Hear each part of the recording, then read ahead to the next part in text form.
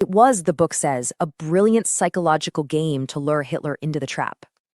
This quote from a French diplomat at the time, which is cited in the book, just perfectly captures the essence of this alleged strategy.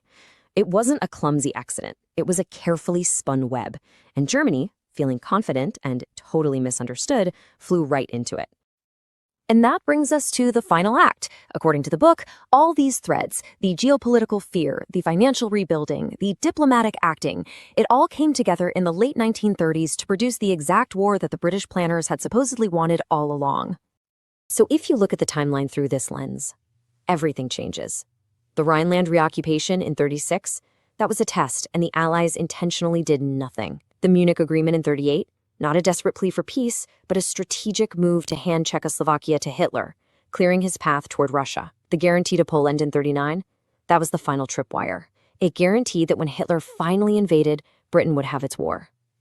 And maybe the most damning claim of all, D-Day. The Western Front isn't opened until 1944, only after the Soviet Union had already broken the back of the German army on the Eastern Front. So what's the bottom line? The book's conclusion is absolutely staggering. That World War II was the planned-out final act of a decades-long British strategy. It was the brutal final solution to the Heartland problem, a war designed to make Germany and Russia destroy each other, leaving the Anglo-American sea powers as the undisputed masters of the world. Now look, it goes without saying that this theory completely turns history on its head, and many historians would argue fiercely against it.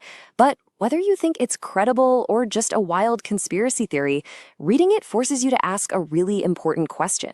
How much of the official story of history do we just accept without ever questioning it?